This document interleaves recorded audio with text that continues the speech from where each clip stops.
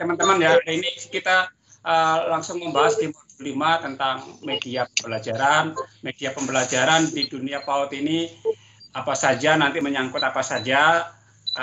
Secara umum media pembelajaran untuk PAUD yang akan kita bahas. Kita nanti membahas tentang perangkat-perangkat yang ada di sekitar kita yang bisa kita temukan, dan di LMS juga sudah saya siapkan diskusinya ya, diskusi di topik 3 yang membahas tentang media pembelajaran untuk pendidikan anak usia dini. Kita nanti akan membahas akan hal-hal yang bersifat umum, yang bersifat global, baru mengerucut ke media-media pembelajaran anak usia dini yang berbasis TIK atau komputer. Tetapi sebelumnya kita akan membahas media pembelajaran yang bersifat umum dulu.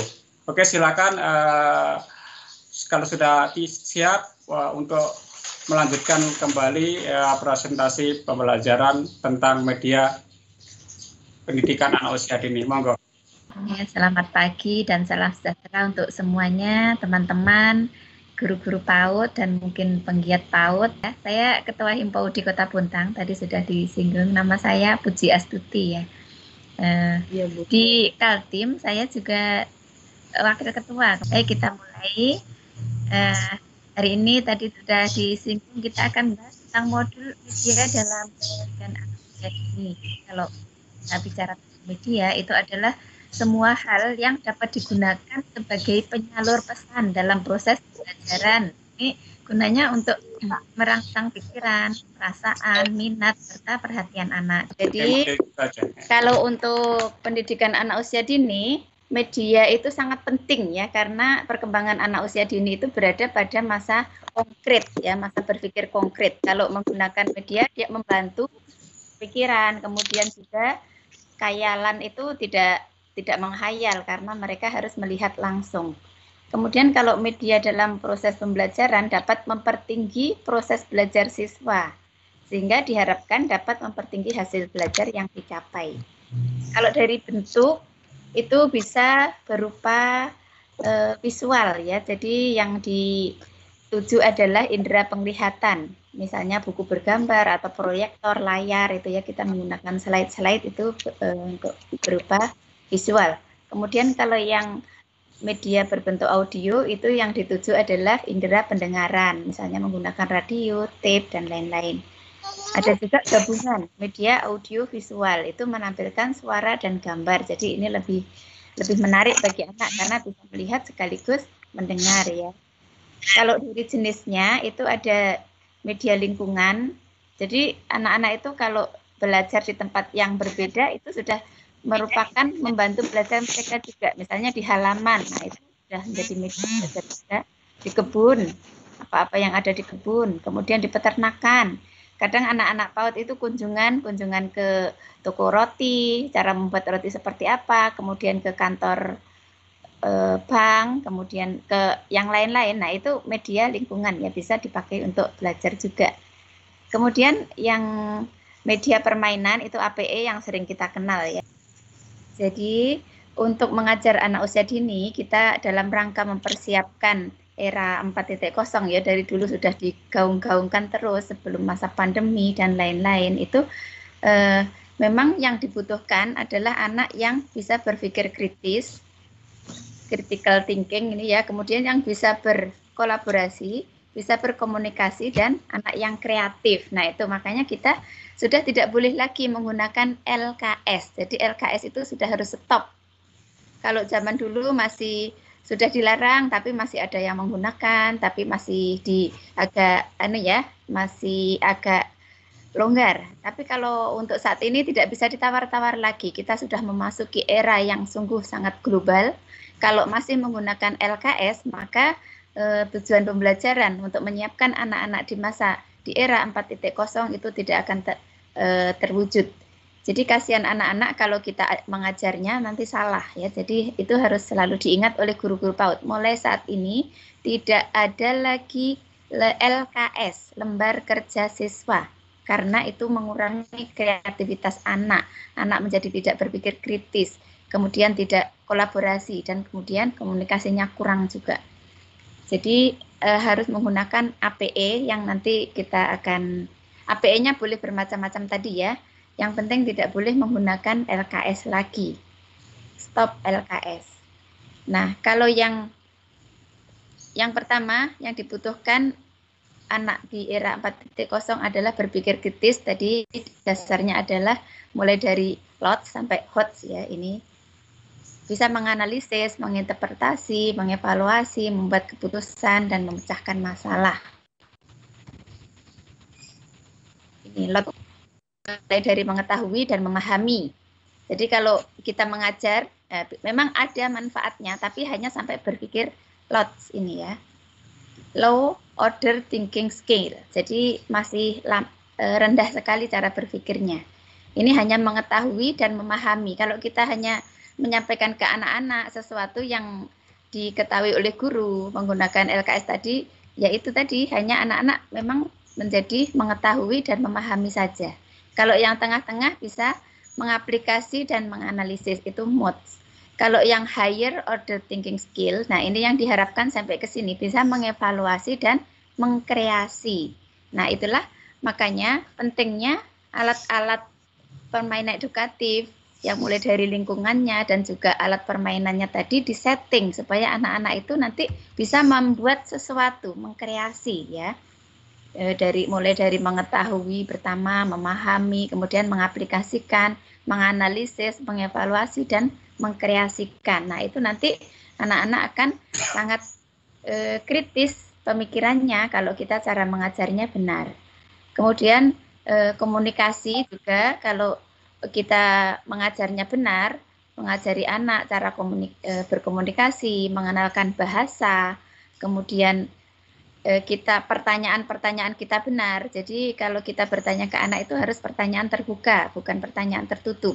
Kalimat terbuka itu yang jawaban anak harus sebuah kalimat, jadi tidak ya dan tidak. Jadi kalau kita hanya bertanya, ini warna merah ya, gitu, anak-anak hanya menjawab ya atau tidak, itu tertutup ya. Jadi kita harus menggali kalimat anak-anak itu supaya mereka bicara banyak, mengeluarkan kosakata yang banyak. Kemudian keterampilan mendengarkan. Jadi kalau guru bercerita, itu menarik ceritanya, itu anak-anak harus belajar mendengarkan dulu. Memang sebelum belajar verbal yang mengatakan itu harus mendengarkan dulu. Kemudian keterampilan mengekspresikan pikiran. Ini komunikasi. Dia harus mampu bercerita. Jadi kalau di akhir kegiatan biasanya anak-anak diminta untuk bercerita apa kegiatannya tadi, bagaimana perasaannya, itu harus dilatih kemampuan keterampilan mengekspresikan pikirannya itu gitu. Kemudian bisa berkolaborasi, bekerja sama ya, mencapai tujuan yang positif. Jadi kalau zaman dulu anak-anak itu di persaingan dengan temannya, tapi kalau sekarang harus berkolaborasi. Tidak bersaingan lagi, tapi ditanamkan rasa empati, adaptasi, kemudian komunikasi efektif, bertanggung jawab, itu bisa berkolaborasi. Kalau zaman sekarang kalau sendirian itu akan kalah, malah tidak bisa bersaing dengan kompetitor yang lain yang dia akan berkolaborasi. Karena setiap orang atau setiap perusahaan atau apa pasti ada kelebihan dan kekurangannya. Nah, kekurangannya itu didapatkan dari berkolaborasi dengan yang lain sehingga nanti dia akan menjadi lebih unggul. Kalau bersatu saling menutupi kekurangannya, itu akan menjadi lebih menang, lebih bagus daripada yang lain produknya gitu. Itu supaya bisa mampu beradaptasi di era 4.0. Kemudian kreatif, ini harus melihat sesuatu itu ting twing pikirannya itu harus, lampu-lampu di otaknya itu harus berjalan. Tidak boleh hanya mengikuti kata guru. Jadi semenjak sekolah itu harus dibiasakan keinginannya anak sendiri. Jadi mengembangkan ide yang sudah ada, kemudian menanggapi ide orang lain, itu kreatif. Kalau terbiasa menggunakan LKS hanya mengerjakan apa yang disuruh oleh bu guru, nah itu mematikan ini semua ya, harus diingat itu. Sehingga kita belajar media pembelajaran ini sangat penting, menyiapkan, mengenal, kemudian supaya bervariasi ya. Nanti kalau proses pembelajarannya macam-macam, tapi semuanya hampir mirip ya, baik yang inquiry, baik proses saintifik itu hampir sama semuanya, mulai mengamati, menanya, mengumpulkan informasi, menalar, dan mengomunikasikan. Sama aja inquiry juga bertanya, eksplorasi, investigasi. menemukan solusi, menarik kesimpulan, dan menerapkan pengetahuan. Ada lagi yang STEAM. Nah, ini semua harus tercakup di dalam sebuah kegiatan pembelajaran ya. Ada sains, teknologi, engineering, art, dan matematik. Ini mengawali kita sebelum menggunakan LOSPAT, karena ini yang kita tuju adalah tadi pemikiran yang kreatif, kolaboratif, komunikatif ya, yang untuk menyongsong era 4.0. Jangan sampai anak-anak kita nanti tergilas karena gurunya salah mengajar. Nih ya, kalau STEAM sudah tahu semua pastinya ya, tak perlu dijelaskan. S-nya itu kan science, jadi harus ada kajian tentang fenomena alam yang melibatkan observasi dan pengukuran.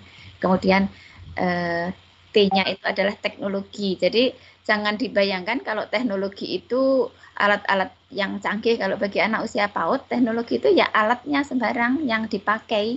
Jadi kalau sudah disiapkan bahan-bahan APE yang sudah disiapkan materinya, APE-nya disiapkan, nanti alat apa yang akan digunakan, misalnya perlu gunting, oh perlu penggaris, oh perlu apalagi yang digunakan tali. Semua yang membantu pada saat dia mengkreasikan sesuatu itu adalah teknologi. Jadi tidak usah dipikirkan yang teknologi canggih seperti apa, kalau di pedalaman tidak ada teknologi. Bukan, teknologi adalah alat yang dipakai untuk membuat atau mengkreasikan sesuatu. Kemudian engineering itu adalah pengetahuan dan keterampilannya. Pada saat anak-anak menggunakan alat-alat tadi, caranya seperti apa gitu ya. Bagaimana cara penggunaannya itu adalah engineering. Kemudian kalau yang math, matematika ya, tadi ada art-nya, ada seninya. Jadi tidak ditaruh begitu saja tanpa memperhatikan estetika. Jadi harus semuanya masuk ke dalam sebuah kegiatan pembelajaran STEAM. Ini contoh-contoh penataannya. Ini ada art-nya, bagus sekali kan ya, menarik bagi anak. Jadi dari kecil sudah diajari inderanya itu melihat sesuatu yang memang bagus, rapi, tertata gitu. Sehingga dia nanti akan peka ketika melihat sesuatu yang tidak rapi, merasa tidak nyaman gitu. Ini contoh-contoh menata.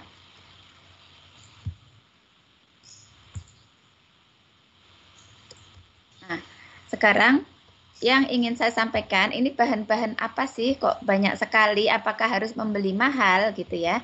Jadi ini saya jawab tidak, ini boleh ada tidak beli sama sekali. Alat-alatnya namanya adalah LOSPAT. Ya, jadi teori LOSPAT itu dikembangkan oleh arsitek namanya Simon Nicholson, itu karena menggunakan LOSPAT di lingkungan kita. Apa yang ada di lingkungan kita? Apa sih yang dimaksud LOSPAT? Yaitu bahan-bahan yang terbuka, dapat terpisah, dapat dijadikan satu kembali, dibawa, digabungkan, dijajar, dipindahkan, dan digunakan sendiri dengan bahan-bahan lain dengan cara yang tidak terbatas. Jadi nanti kalau sudah dipasang, bisa dibongkar kembali. Tidak langsung dipasang, sekali jadi, sudah habis itu tidak, jadi awet. Bisa dibuka lagi, terpisah lagi, kemudian dijadikan satu kembali. Dengan cara pemasangan itu tidak ditentukan. Kalau puzzle itu kan sudah ada aturannya ya, bentuknya nanti seperti ini gitu. Tapi kalau LOSPAT itu sangat bervariasi, nanti tergantung imajinasi anak, tergantung kepentingan kebutuhan. Jadi kalau gurunya sudah menyampaikan tema apa, kemudian misalnya contoh membuat bangunan. Nah, nanti anak-anak diberikan LOSPAT nanti supaya anak-anak membuat sendiri. Itu guru sudah tidak usah mengarahkan lagi membuat apa. Jadi tidak harus apa yang dibuat anak itu harus sesuai tema, itu juga tidak. Jadi terserah anak-anak setelah menerima cerita dari bu guru tentang tema tadi, dia akan membuat apa itu tidak usah diintervensi lagi. Nah, itu karena itu akan menghambat, mungkin maunya guru begini, tapi anak-anak itu ternyata dia punya gambaran. Kalau setelah mendengarkan bu guru misalnya cerita tentang binatang tadi, gambaran anak itu berbeda dengan yang diharapkan guru gitu, tidak apa-apa. Memang LOSPAT itu banyak kebebasannya itu tadi yang akan membuat anak-anak menjadi lebih kreatif. Jadi barang-barang yang sederhana dan murah serta mudah didapat. Lospat itu ada bekas makanan organik. Lospat itu ibaratnya adalah makanan sehat ya, makanan yang organik yang kalau kita makan itu asli, misalnya makan buahnya langsung, makan buah yang masih segar, makan sayur segar itu kalau diibaratkan makanan. Jadi bukan junk food. Ya, jadi memang agak lama anak-anak kalau gurunya tidak sabar atau orang tuanya tidak sabar, mungkin ini dia sepertinya tidak menghasilkan apa-apa gitu ya. Misalnya dikasih sesuatu bahan-bahan, kemudian dia kok lambat hasilnya hari ini, dia hanya membuat oret-oret atau menumpuk-numpuk itu aja, tidak ada hasil yang seperti bentuk rumah dan lain-lain, itu tidak apa-apa, memang seperti itu. Jadi tidak mementingkan hasil, tapi yang dipentingkan adalah proses ya, yang diperhatikan adalah prosesnya. Jadi bedanya kalau kita menggunakan permainan atau LKS atau lembar yang sudah disiapkan memang nanti berbentuk begini gitu, anak-anak langsung menghasilkan sesuatu yang diharapkan oleh bu guru. Ya, tapi itu jangka panjangnya anak-anak menjadi tidak ada ide, tidak kreatif karena selalu meminta bu guru ini dibuat seperti apa, menunggu perintah dari bu guru. Ya, jadi kalau menggunakan lospat memang hasilnya itu belum terlalu bagus, tidak apa-apa, tapi prosesnya anak-anak itu sudah mulai berpikir, aku harus membuat apa ya, nanti semakin lama akan semakin berkembang. Itu nanti kalau arsitektur otak anak akan terbangun karena 3 hal, yaitu pengalaman, ya, jadi pengalaman, kemudian interaction, ini stimulasi ya, memegang, kemudian menyentuh, kemudian menghindarkan anak dari stres. Jadi tidak ada target dari gurunya, oh salah kamu, jangan membuat begini. Misalnya gurunya membuat contoh menganyam sesuatu, anaknya bingung menirukan gurunya atau melipat yang anaknya mungkin melihat itu dari pandangan yang berbeda arahnya, agak bingung. Nah, ini gurunya menganggap anak itu tidak bisa. Nah, dia menjadi lebih stres ya karena harus mengikuti gurunya, tidak bebas gitu. Nah, itu seperti itu kalau menggunakan lospat. Tentu yang diutamakan adalah proses dan nanti jangka panjangnya akan sangat bagus kepada pembentukan karakter dan otak anak.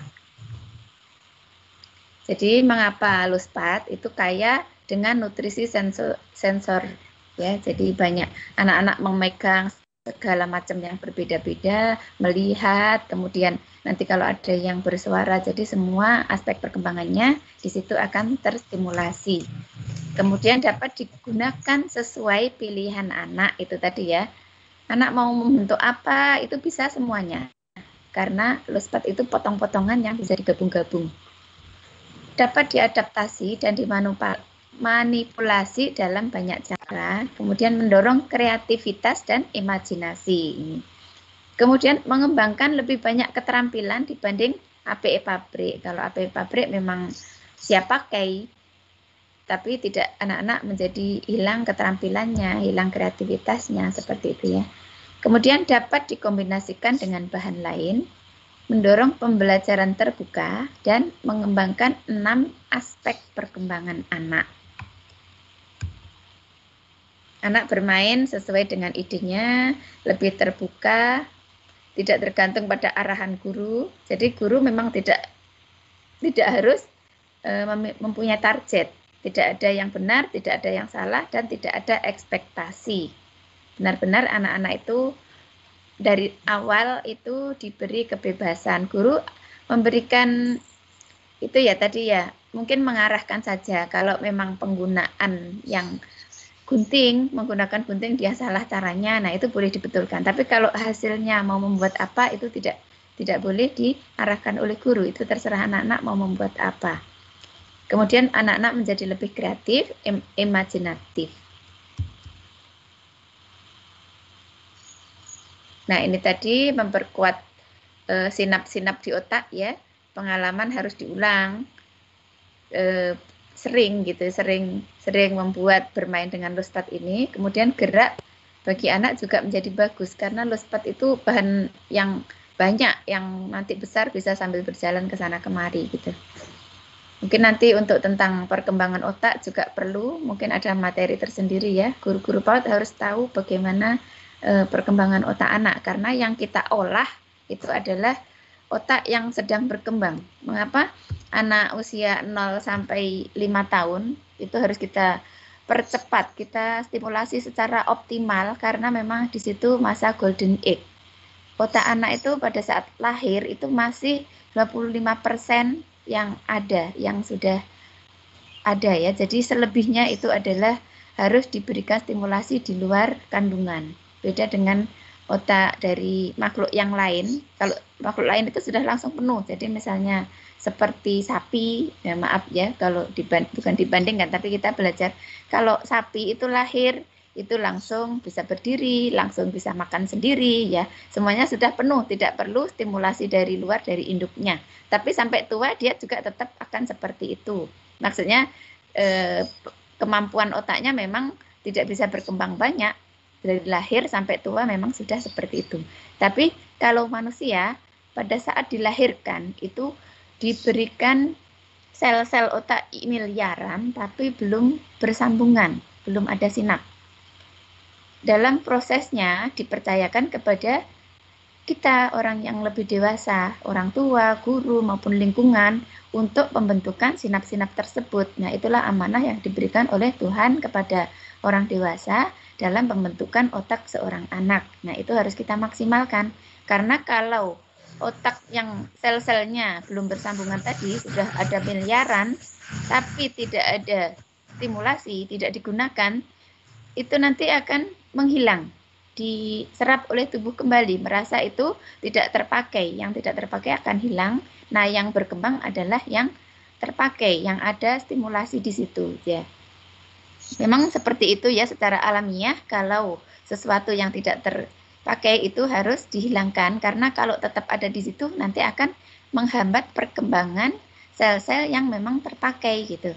Jadi secara kehidupan itu memang ada seleksi supaya tidak mengurangi harus berbagi nutrisi, oksigen dan lain-lain. Kalau merasa tidak terpakai itu akan diserap oleh tubuh ya. Nanti yang terpakai itu akan berkembang terus gitu. Makanya kita untuk anak-anak sayang kalau sel-sel otaknya tadi tidak dirangsang dengan baik, tidak diberi stimulasi yang optimal, nanti banyak yang terserap oleh tubuh kembali. Akhirnya anak-anak menjadi kemampuannya terbatas. Ibaratnya kalau Tarsan itu kan hidup di hutan dari kecil, kemampuan yang distimulasi tentang bergelantungan, melompat dan lain-lain itu yang distimulasi terus akhirnya berkembang dengan baik di situ gitu. Ya, jadi kalau kita kemudian anak-anak yang di pinggir hidupnya di pinggir sungai, di pinggir laut yang dengan air itu sudah bersahabat itu ya, itu karena memang stimulasinya juga di situ. Sebenarnya semua manusia itu sama, dari bayi itu punya kemampuan seperti itu, cuman karena tidak distimulasi akhirnya kalau seperti saya ini juga kalau masuk ke air saja sudah langsung takut gitu ya. Nah, itu padahal awalnya sama, kita juga punya kemampuan untuk beradaptasi dalam air gitu ya. Nah, seperti itu contohnya, contoh gampangnya. Sebaliknya kalau yang distimulasi terus-menerus dan menjadi bagus, misalnya seorang pemain bola itu kan sering latihan itu sampai kalau ada bola datang itu sudah otomatis ya, dia menendang itu dengan kecepatan, dengan arah yang sudah terukur semuanya. Beda dengan kita juga, padahal selnya awalnya juga sama gitu ya. Nah, seperti itu. Makanya anak-anak itu sebanyak mungkin kita berikan stimulasi. Nah, dengan bahan-bahan, kalau dulu mungkin merasa membeli APE kok mahal, tidak, alasannya tidak ada uang, anak-anak PAUD tidak mau membayar, maksudnya kalau dengan biaya besar nanti orang tua menjadi tidak menyekolahkan anak. Nah, ini solusinya adalah menggunakan lospat dan bahan lingkungan. Jadi lospat itu bahan alam. Yang pertama ada bahan alam, ini dapat ditemukan di alam ya. Batu, tanah, pasir, lumpur, biji. Nanti kita pelajari satu persatu ini ya. Bahan alam nih. kita bisa mencari, ini tidak usah membeli bahan-bahan alam yang ada. Ada batu, tanah, pasir, lumpur, biji-bijian. Biji-bijian saja itu sudah bermacam-macam yang ada di sekitar kita. Tidak usah mencari yang ada, yang tidak ada. Daun, apakah tidak ada di sekitar kita? Pasti ada. Bisa menggunakan daun yang masih segar, bisa yang kalau kreatif dikeringkan, bisa di daun itu dimasukkan ke dalam buku. Kalau saya zaman sekolah dulu, nanti supaya keringnya bagus, bentuknya tidak berubah bentuk itu ya, ditumpuk dengan kertas-kertas, akhirnya nanti kalau sudah kering menjadi bagus. Ranting, nah ini tergantung kreativitas guru, ini banyak sekali. Dari bahan yang pertama saja sudah tidak terhitung jumlahnya ini. Anak-anak kalau bermain dengan ini saja sudah bagus gitu ya. Dilengkapi lagi semuanya, bukan hanya yang tertulis di sini. Nanti dicari apa-apa yang ada di alam, bisa kita pakai. Kemudian bahan dari plastik, ini yang terbuat dari plastik ya.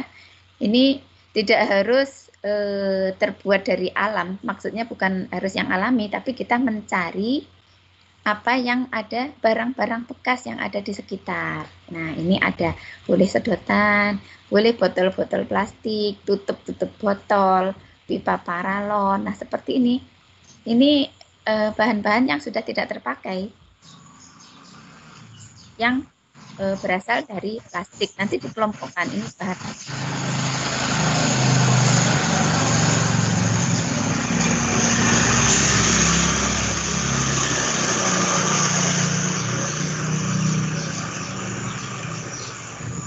Ada suara ya? Nah, ini nanti kalau bunda-bunda mencari bahan-bahan dari misalnya ke halaman atau ada di toko barang bekas itu ya, kan ada orang yang pengumpul barang bekas, nanti dipilah-pilah yang bahan dari plastik, yang bahan dari logam, dipisah-pisah, atau kalau di rumah juga ada bahan barang bekas, juga bisa dipakai.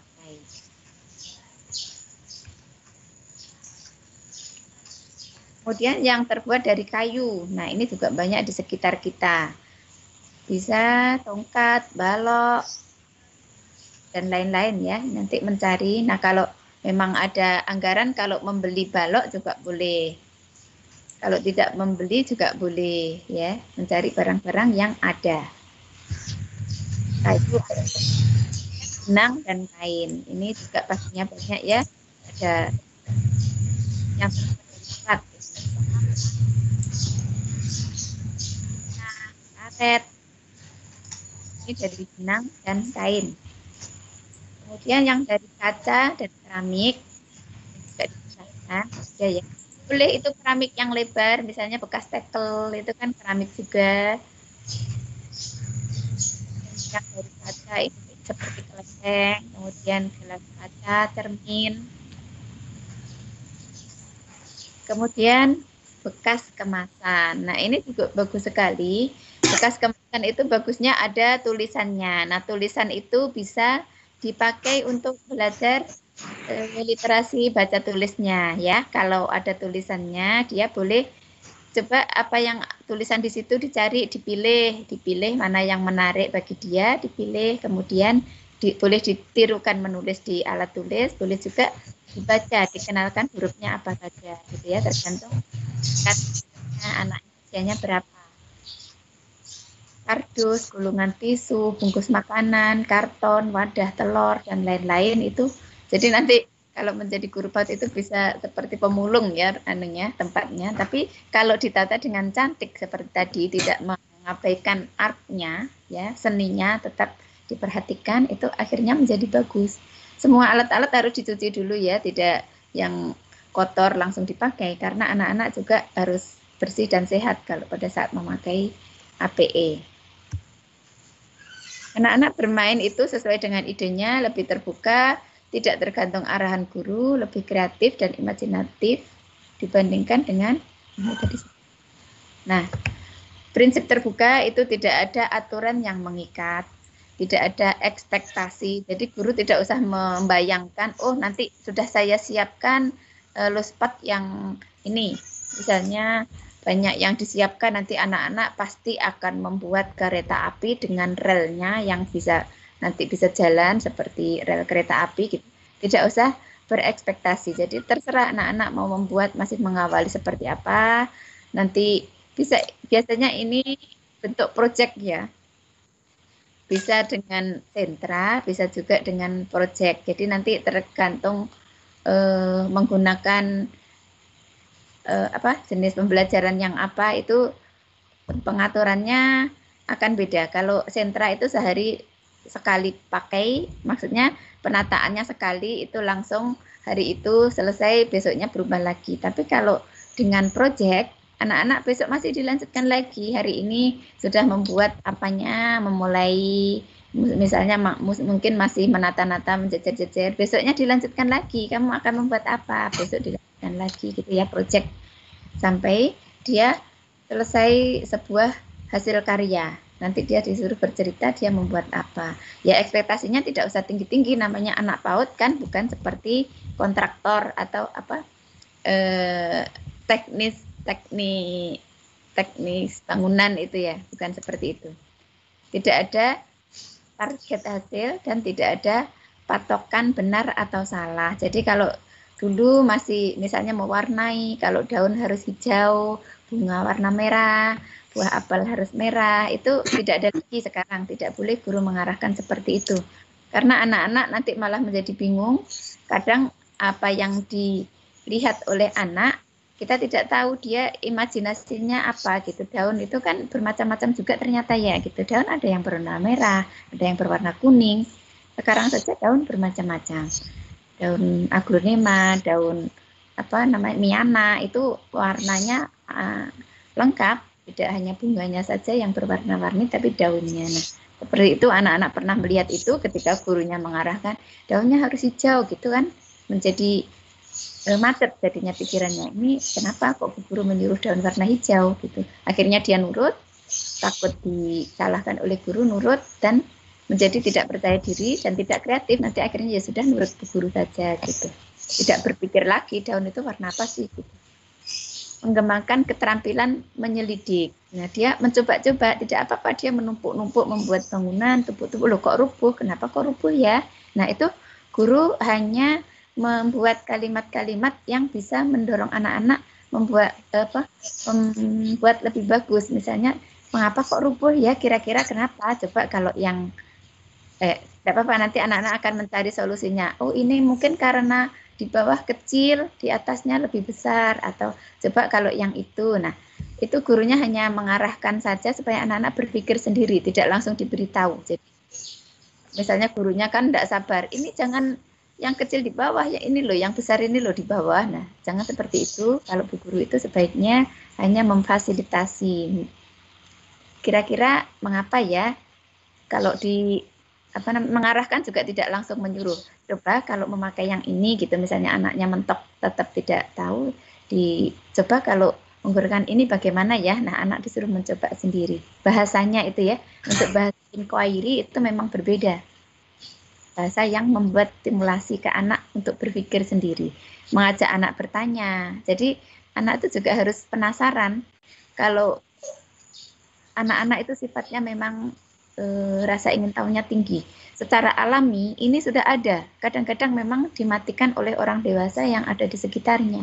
Dulu saya belum belajar PAUD ya, pas anak-anak saya masih kecil. Kenapa anak saya itu nanya terus gitu? Itu agak membuat kita ini ya, apalagi kalau sudah sibuk ditanya terus tidak berhenti-berhenti. Nah, padahal itu adalah proses saintifik. Mereka ingin tahu. Harusnya itu malah justru itu yang harus dikembangkan. Jadi anak-anak yang tidak bertanya itu harus dirangsang supaya mereka bertanya. Mengembangkan berbagai aspek perkembangan anak. Tadi yang ada 6 aspek perkembangan. Jadi kalau menjadi guru PAUD itu harus sudah hafal semua. 6 aspek itu sudah di luar kepala. Ketika melihat anak sedang melakukan sesuatu, melihat oh dia bergerak, oh aspek fisik motoriknya dapat dia. Oh dia sedang ngomong, oh aspek bahasanya dapat. Dia menyebutkan nama bendanya tahu, oh kognitifnya ada. Nah, semua aspek perkembangan itu langsung dilihat ketika guru PAUD melihat seorang anak melakukan sesuatu, pasti sambil mengamati 6 aspeknya itu. Seperti apa, perkembangannya sampai di mana, seperti itu ya. Kemudian mengembangkan imajinasi dan kreativitas. Nah, ini pengembangan yang lebih lanjut. Memang yang sekarang harus ada. Kalau zaman dulu mungkin yang masih lot sampai mods tadi ya. Kalau yang sekarang mengajar anak harus sampai hot, higher order thinking skill. Nah ini, bagaimana siklus pembelajaran dengan LOSPAT? Ini membuat minat anak menjadi ingin tahu, kemudian mengeksplorasi. Anak-anak akan mencoba ide yang berbeda, memeriksa bahan-bahan, menjelajahi berbagai kemungkinan gitu. Jadi mungkin hari pertama pada saat anak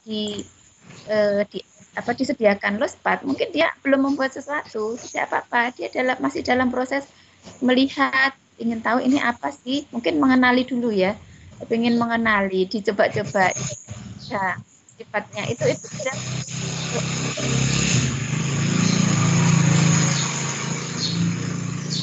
juga ini mengenalkan apa namanya, indera peraba. Indera perabanya sudah mulai memegang-megang. Oh, rasanya bentuknya kasar. Oh, ini halus. Oh, ini empuk. Oh, ini keras. Nah, itu dia sudah belajar. Jadi tidak, Bu Guru harus sudah tahu ketika anak-anak melakukan apa-apa itu pasti ada manfaat, ya. Jangan sampai anak-anak itu diam. Nah, kalau diam itu gurunya harus membantu, menanyakan, kemudian membuat anak-anak penasaran supaya dia menjadi ikut terlibat bermain. Nah, dia bermainnya apa terserah, dia pasti ada manfaatnya. Baik dari apa namanya tadi, sensor motor ya, mungkin mulai dari sensor motor, dia harus meraba-raba, melihat, kemudian mungkin juga dicium-cium, baunya seperti apa, dikocok-kocok suaranya seperti apa. Anak-anak memukul-mukul barang tidak apa-apa, dia mengeksplorasi suara. Oh, ini kalau dipukulkan ke sini suaranya beda dengan dipukulkan ke sini beda. Nah, itu eksplorasi ya. Menjajaki berbagai kemungkinan. Kemudian membuat pertanyaan, eksperimen, dia akan bertanya, Bu Guru, ini pasti ini mengapa kok begini gitu. Dia memang sedang melakukan eksperimen tahap ini. Kemudian untuk selanjutnya nanti akan membuat sesuatu ya, kreatif, memikirkan dan membagi hasil perubahan yang memungkinkan apakah itu penting gitu, memaknai sesuatu. Nah, itu pentingnya kalimat dari Bu Guru. Nah, kalimat Bu Guru itu jangan mematikan ide-ide anak. Jadi, oh jangan begitu. Kemudian atau kata kalimatnya itu yang pertanyaan tertutup yang anak-anak hanya menjawab iya dan tidak itu sudah tidak dipakai lagi. Jadi harus pertanyaan terbuka ya. Ini kalimat invitasi, namanya invitasi. Itu adalah dorongan untuk anak-anak bereksplorasi baik secara jadi diberikan tulisan di antara APE yang sudah dicatat tadi. Jadi tulisan yang dipasang gitu, nanti anak-anak kan mungkin bisa membaca, Bu Guru nanti membantu membaca yang tertulis ini, boleh juga langsung disampaikan. Melalui invitasi ini, guru bertanya atau mengundang anak-anak untuk memikirkan serta mengeksplorasi suatu konsep. Nih, invitasi itu penataan benda-benda yang dipilih, yang ditata, itu di kelas itu mengundang untuk menggunakannya dalam pembelajaran. Kemudian benda-benda dipajang akan menawarkan pilihan pada anak untuk memasuki dunia pengetahuan, dan benda-benda yang dipajang itu menjadi alat untuk mengeluarkan dan mengekspresikan pemahaman anak terhadap dunia dan memperoleh makna dan interaksi dengan benda-benda itu. Nah, ini contoh kalimat invitasi dari gurunya. Apa yang bisa kamu lakukan dengan benda-benda ini? Gitu. Jadi tidak langsung menyuruh dengan benda ini, coba kamu membuat tulisan atau membuat gambar atau membuat bangunan ini, gitu tidak. Tapi ditanya dengan kalimat pertanyaan seperti ini. Apa yang bisa kamu lakukan dengan benda-benda ini? Apa yang bisa kamu tambahkan? Misalnya anak-anak sudah membuat sesuatu, ditanya lagi supaya anak-anak lebih berpikir lagi, tambah lagi gitu. Apa yang bisa kamu tambahkan? Ada lagi, apa yang bisa kamu buat dengan benda itu? Apa yang bisa kamu ciptakan? Ini contoh dari penataan penggunaan LOSPAT dengan invitasinya. LOSPAT-nya sudah ditata, cantik, ada berbagai macam bahan tadi ya, ada bahan alam, bahan dari plastik, dari logam, dari kain, tidak apa-apa dicampur. Kemudian ditata. Nah, ada kalimat invitasinya, dapatkah kamu membuat bangunan khas di tanah datar? Ini di tanah datar ya, bukan di Balikpapan, tidak apa-apa. Kemudian dapatkah kamu membuat alat transportasi yang ada di tanah datar? Nah, ini adalah kalimat invitasi. Boleh alat transportasinya apa? Terserah. Membuat bangunan khas. Bangunannya apa? Nah, dia kan misalnya di sekitar rumahnya dia sering melihat bangunan. Ini nanti akan muncul muatan lokalnya. Jadi setiap daerah, setiap anak di tempat yang berbeda akan muncul ide yang berbeda-beda. Jadi tidak harus bangunan stasiun gitulah. Di sini tidak ada stasiun. Misalnya di Balikpapan kan tidak ada stasiun kereta gitu. Jadi anak-anak nanti membuat sesuai apa yang ada di sekitarnya, yang pernah dia lihat pastinya ya, dan juga apa yang sudah diceritakan oleh Bu Guru tadi sebelum bermain. Kalau sebelum bermain kan pastinya ada ini ya, lingkaran dulu, pertemuan di dalam lingkaran yang anak-anak pada saat pembukaan itu mengenalkan tema, bercerita, dan lain-lain sebelum anak-anak bermain. Nah itu pada saat pembukaan tadi sudah dikenalkan dengan sesuatu ya tentang tema dan membahas suatu materi. Nah akhirnya nanti ketika bermain mungkin dia dapat ide dari apa yang diceritakan Bu Guru tadi. Tapi kalau tidak sesuai, ya selalu saya ulang-ulang, kalau anak-anak ternyata tidak sesuai dengan tema juga tidak apa-apa. Tidak harus diarahkan oleh guru. Asalkan dia tetap membuat sesuatu, bisa melakukan, itu sudah bisa dinilai semua aspek perkembangannya. Ini contohnya lagi ditata, ini ada dari kain, dari kayu, dari kertas gulungan tadi ya, ini ditata semuanya. Kemudian diberi tulisan invitasi, bagaimana cara membuat alat musik dan pakaian adat Minang. Ini misalnya kalau orang Minang. Kalau di Kaltim juga harus Kaltim ya, bunda-bunda, jadi harus yang konkret yang sudah pernah dilihat oleh anak-anak. Ini contohnya kalau di Kaltim invitasinya ya, dapatkah kamu membuat makanan khas Kalimantan atau Balikpapan yang kamu suka, makanan khas yang kamu suka. Ini selalu menggali budaya lokal supaya anak-anak juga tahu apa yang ada di sekitarnya. Dia harus berpikir apa yang ada di sekitar saya. Misalnya ini contohnya tema ikan. Misalnya tujuan pembelajarannya mengetahui Tuhan, ini pasti ya. Jadi saya ingatkan kembali kepada bunda-bunda, apapun materinya, apapun temanya, kan harus selalu ada aspek perkembangan agama dan moral. Itu setiap saat kita harus selalu mengenalkan, kita kaitkan dengan agama dan moral. Kalau belajar sesuatu harus mengenalkan bahwa itu adalah ciptaan Tuhan. Kemudian rasa syukur juga kita harus selalu sampaikan kepada anak-anak. Nah, kita selain mengenalkan ini juga membiasakan berdoa sebelum kegiatan, kemudian bersyukur, mengenalkan semua yang kita lihat, yang kita ini harus kita syukuri karena itu adalah ciptaan Tuhan untuk kita, gitu ya. Itu yang pertama, yang utama. Setiap kali bertemu anak jangan lupa harus ada agama dan moral. Pembiasaan-pembiasaan, ucapan-ucapan kalimat thayyibah itu juga ya dibiasakan. Kemudian mengenal anggota tubuh, fungsi dan gerakannya untuk pengembangan motorik kasar dan halus. Ini tujuan pembelajarannya ya. Ini kita tidak langsung ke materi. Misalnya materinya menangkap ikan, kemudian tempat menjual ikan, mengolah dan menyajikan ikan, dan memelihara ikan. Nanti penilaiannya pasti seluruh aspek perkembangan harus ada ya.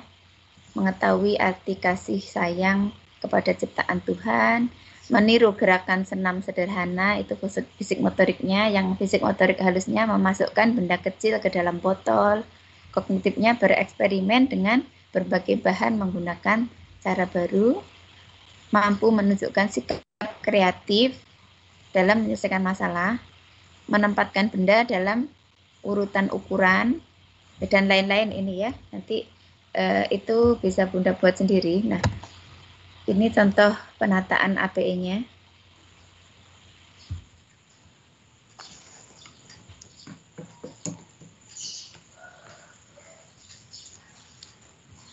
Sepertinya sudah tadi ya. Jadi untuk menggunakan Lospad itu pembelajaran apapun, model apapun juga boleh. Tidak harus, oh saya menggunakan klasikal, model pembelajaran klasikal, jadi tidak bisa menggunakan Lospad. Bukan, tetap semuanya boleh, bisa. Jadi meskipun klasikal, sama saja aturannya tidak boleh menggunakan LKS, itu ya intinya. Kadang kalau yang masih klasikal itu kan sama semuanya, terus diberikan lembar kerja semuanya sama gitu. Itu yang sudah harus dirubah. Kalau model klasikal boleh, cuman itu tadi cara proses pembelajarannya harus yang menuju anak-anak supaya bisa beradaptasi di era 4.0 tadi ya. Tetap di dalam ruang yang klasikal penuh dengan Lospad. Biasanya kalau klasikal itu bedanya apa? Kalau sentra kan penuh dengan APE.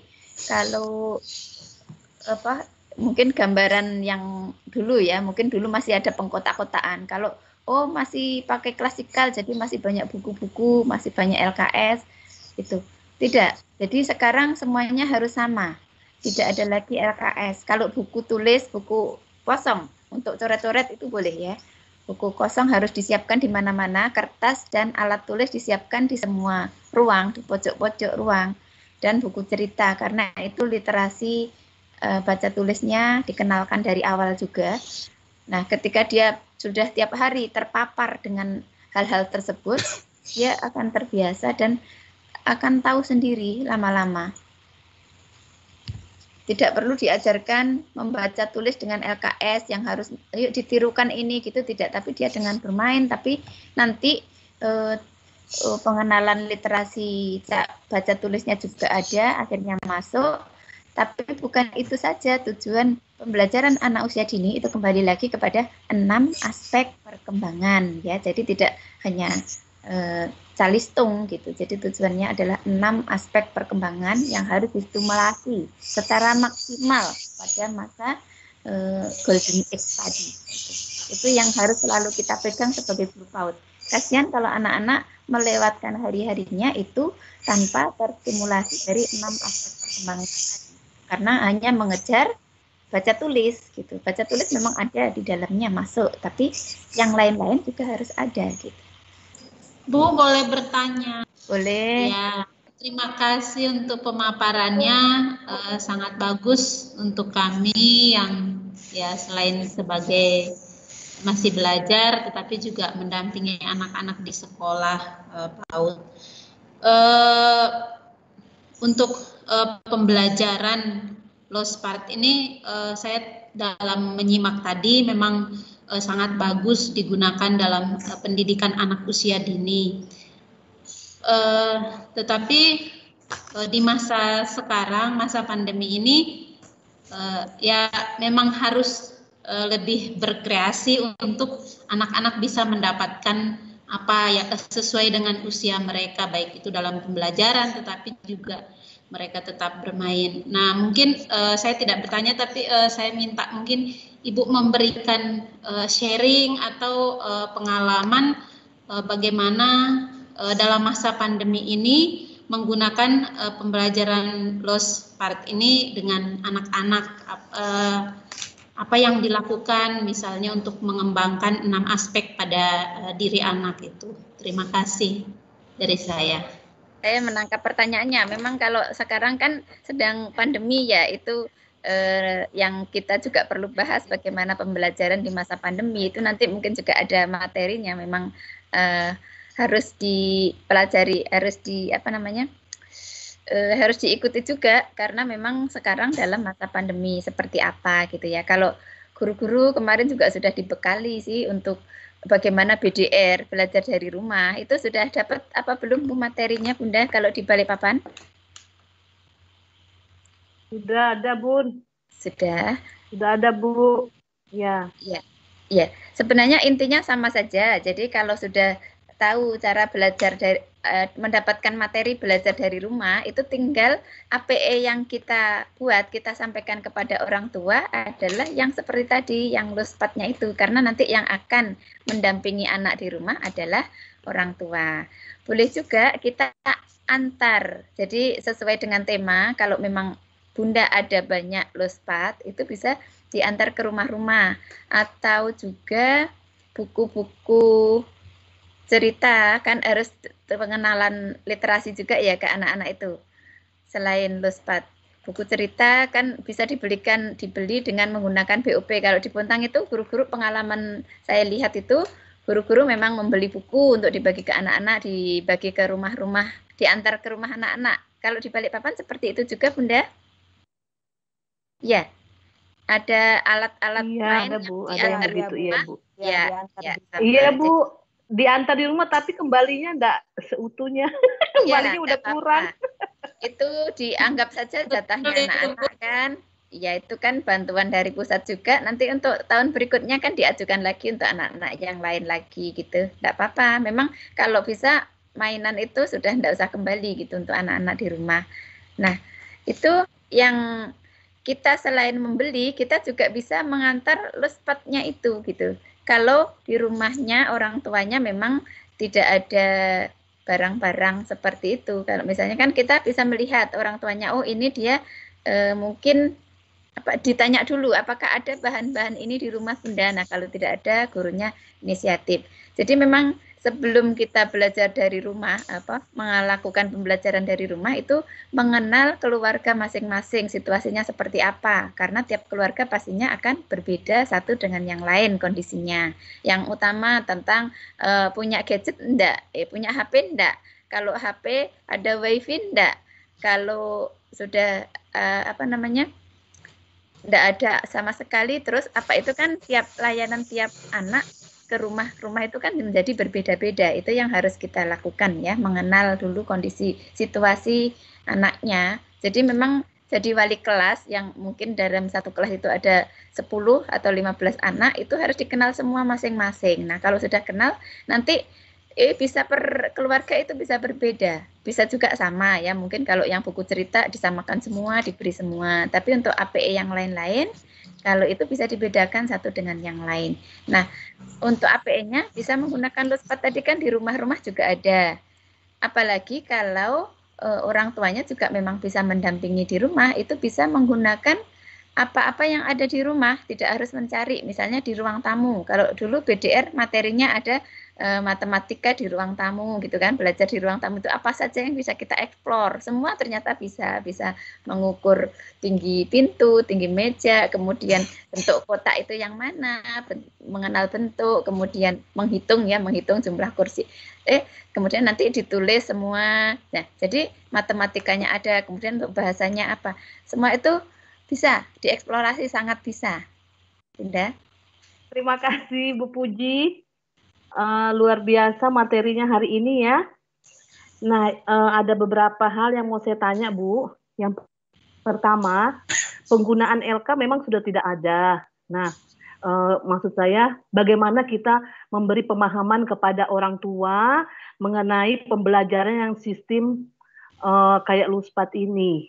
Pemahaman yang pertama mungkin gurunya juga ya harus berubah, terus pemahaman ke orang tua. Soalnya nanti orang tua misalnya ke sekolah nih, kalau sudah sekolah mereka lihat, loh kok mainannya kayak gitu-gitu ya, kok kayak jorok apa gitu. Nah, misalnya kok daun-daun apa, nah itu kita memberi pemahaman Bu. Nah itu mungkin ada triknya bagaimana.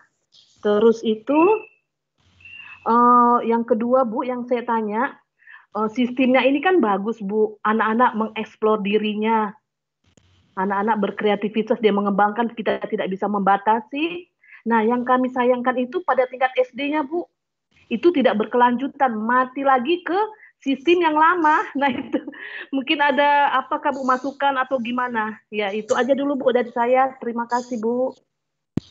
Ya baik, terima kasih. Memang ini sudah wawasan yang sudah ini ya tinggi, pemikiran tingkat tinggi Bu Magdalena sampai berpikir yang sudah di luar PAUD juga. Baik, yang pertama tadi memang perlu sepemahaman dengan orang tua ya, kita berikan parenting misalnya. Kemudian kalau di BDR itu kan sudah diajarkan bagaimana komunikasi efektif dengan orang tua, cara berkomunikasi, cara menyampaikan RPPM pun dibuat dalam surat cinta yang menarik gitu ya, bukan dalam bentuk kertas yang bergaris-garis gitu. Jadi semuanya dengan cara yang bagus. Kemudian memang kita niatnya baik dari hati, nanti orang tua lama-lama akan mengerti juga. Memang dari awal kalau mengawali sesuatu itu Bunda itu tidak mulus ya, pasti ada yang berbeda-beda, ada yang cepat, ada yang agak lambat, ada yang belum mau terbuka gitu. Itu memang hal biasa, kita harus menyadari itu di dunia ini memang seperti itu gitu. Tidak semuanya langsung bisa enak mulus itu lah, kok enak emang kita di surga gitu ya. Ya, harus ada perjuangan gitu intinya. Intinya harus ada perjuangan dari kita, tetap terus kita, terutama guru-guru yang tadi mungkin guru pun masih ada yang masih tradisional, itu juga kadang susah juga dibuka ininya pemikiran untuk berubah itu. Kadang memang untuk berubah itu kan sebenarnya perubahan itu seperti gravitasi katanya dulu itu. Kalau kita pertama mau keluar dari gravitasi itu susah, pengen balik-balik terus jatuh-jatuh ke bawah. Tapi ketika sudah berubah, mau balik itu tidak mau gitu. Sebenarnya perubahan itu yang karena perubahan memang yang kita harapkan itu perubahan yang bagus ya. Nanti begitu sudah berubah, diajak yang tradisional lagi malah kok aneh sih, kok masih menggunakan itu gitu. Nah, awal-awalnya kita masih susah untuk berubah, tapi ketika sudah menggunakan hal yang memang sudah benar, itu kan penemuan terbaru, itu kan memang yang sudah paling ini ya. Nanti mungkin ke depan lagi ada penemuan lagi yang terbaru, cara belajar bagaimana itu pasti lebih bagus gitu. Nah, untuk berubah itulah awalnya agak susah, itu perlu perlu membukakan hati memang gitu. Itu tidak semua orang juga ininya sama aja, orang dewasa maupun anak-anak untuk tahap perkembangan belajarnya itu kan berbeda-beda gitu. Kalau kita kembalikan ke situ, akhirnya kita menjadi bersemangat. Jadi jangan karena ada yang tidak mau berubah 1, 2 atau 3 itu kita menjadi menganggap itu semua tidak mau, kan tidak semuanya begitu gitu. Ada yang berhasil, memang tidak 100% tapi tetap ada gitu. Tetap bersemangat. Itu intinya, kita tetap melakukan sesuatu yang memang tujuannya baik. Jadi ke orang tua tadi tetap disampaikan.